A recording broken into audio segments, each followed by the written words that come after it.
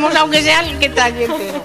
Que siempre venimos a estas horas con mucho hambre, a los sitios. Claro. Y con lo bien que huele aquí siempre en la cocina. En una cocina hay que venir con hambre. Sí. Oye, una cosa que yo siempre me pregunto, porque, a ver, a mí me gusta la cocina, de vez en cuando tengo tiempo hago algo en casa, pero siempre termino picando más de la cuenta. A los cocineros esto nos pasa. No, para nada. Los cocineros ni siquiera picamos. Esto la olor la hacemos con la mano. Con la mano, así. ¿verdad? Porque ya supongo que será como todo. Es todo experiencia. Y ya no tenéis ni que probar, ya sabéis el punto de sal y todo. El punto de sal perfectamente. Bueno, me decía antes Amparo que tiene 4 nietos, ¿no? 5 nietos. 5 nietos y 3 hijos. Y 3 hijos. Y que siempre en fiestas, ¿a quién le toca cocinar? A mí.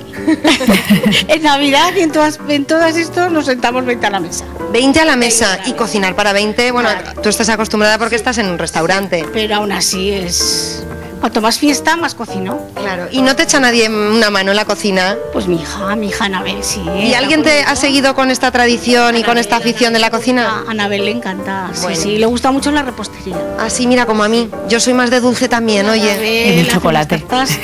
¿Para qué? Eso es, y del chocolate. Bueno, ¿cuánto tiempo tendríamos esto gratinando? Unos segundicos, nada. Bueno, pues ahora quien nos va a traer el resultado final de este plato es una precisamente de tus nietas, que son tus pasiones. Esta es mi morenaza. ¿Y cómo se llama esta morenaza tan guapa? Amira. Pues Amira nos trae aquí el resultado final de este solomillo de ibérico, que hay que ponerle aún la decoración final, la tercita de parmesano. Para darle un poquito de altura. Bueno, pues Alba. Ahí vemos. Y con unas patatitas, ¿te imaginas esto dónde va a acabar, verdad? Aquí nos lo vamos a repartir entre todos. Pues nada, a repartirlo y a disfrutarlo. Gracias, Lidia. Y seguimos, les preguntamos ahora, ¿es Zaragoza accesible o no? Hoy hemos paseado con Marta, Pilar y Jesús Carlos, 3 personas con diferentes discapacidades, para comprobar si la ciudad está adaptada o no a sus necesidades. Pasear por la calle parece algo muy sencillo, pero la cosa se complica cuando uno tiene algún tipo de discapacidad.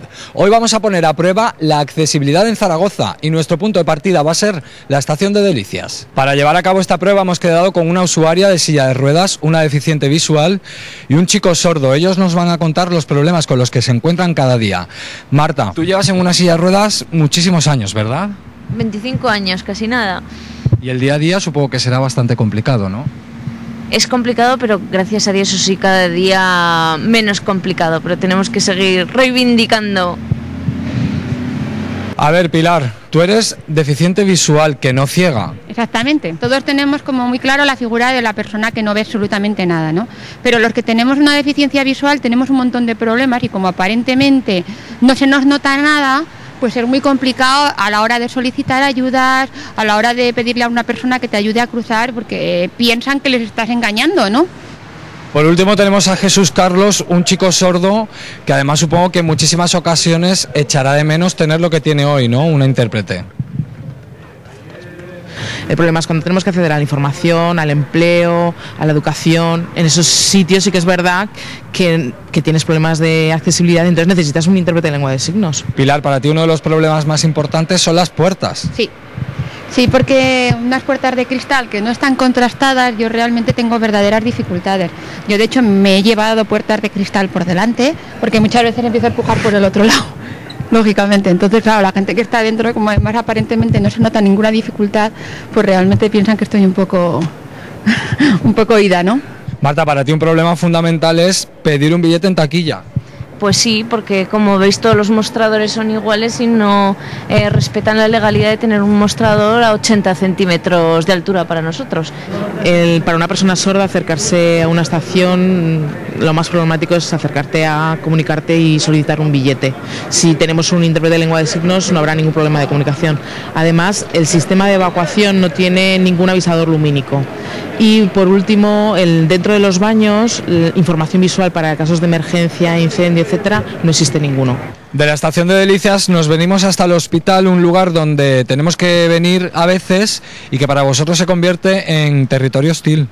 Sí, y además una reforma hecha hace bien poquito y nosotros en el caso de lo físico está la unidad de lesionados medulares y tenemos una rampa que es imposible subir y tenemos que volver a entrar por la puerta de atrás. Cuesta, ¿no? Uy, que sí cuesta, un montón. Nada, imposible. Jesús Carlos, para ti los problemas están dentro del hospital. Dentro del hospital, sí. En el caso de que vaya a visitar a un enfermo, a un familiar, a cualquier amigo, Si yo me acerco, por ejemplo, al puesto de información y pregunto por una habitación, ya ahí empieza el problema porque me tengo que comunicar con esa persona. Además, en situaciones de emergencia, como en otros sitios, no hay informadores lumínicos tampoco de esas emergencias. Cuando llego a esta zona es una zona muy complicada, muy transitada por mucha gente, hay muchos obstáculos, muchas motos, bicicletas en las aceras. Con el bastón me comentabas que la gente como que te respeta más, ¿no? Muchísimo más, la verdad que la gente se abre camino. Según vas pasando, todos son facilidades, te brindan el apoyo, te dicen cuida con el escalón. Caminar por la calle también puede ser muy complicado, Pilar. Para vosotros, además, ir por la Plaza del Pilar es una odisea, ¿no? Sí, todos le tenemos pánico a la Plaza del Pilar. Y sobre todo a esta fuente. Pánico, vamos, yo doy fe de que varias veces casi me caigo. O sea, no me he llegado a caer, pero vamos, porque no hay contrastes delimitados, no hay una forma, algún resalte que te haga ver que ahí tienes una zona de agua. En tu caso sigue siendo la comunicación verbal el principal problema, ¿no? A la hora de pasear por la calle. Cuando vas por las calles y alguien se te acerca a preguntarte por una dirección, por la entonación o por ese problema de comprendernos, sí que aparece ese problema de comunicación. Marta, aparcas tu coche en una plaza autorizada, pero luego descubres que tienes que ir andando por mitad de la calzada hasta que encuentras un rebaje, ¿no?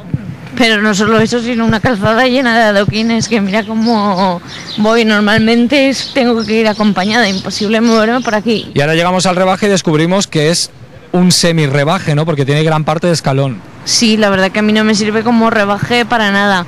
Últimamente los van haciendo mejor, pero todavía nos encontramos en la ciudad rebajes como estos, que para mí es imposible subir escalones, como si fuese uno gordo, igual. Bueno, yo creo que hablo en nombre de todos que se ha avanzado, sobre todo en Zaragoza capital. No nos debemos olvidar del medio rural de Aragón tan grande que tenemos, que es más difícil, pero todavía queda mucho por trabajar y por cumplir las leyes en accesibilidad física y sensorial. Y tenemos que trabajar todos conjuntos porque somos ciudadanos igual que el resto.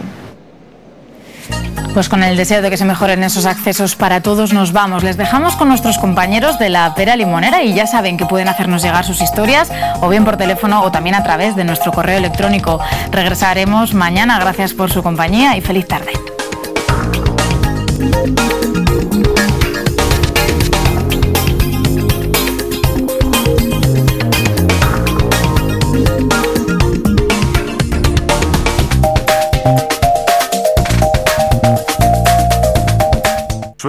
Ahora puedes limpiar el horno sin pisar la cocina.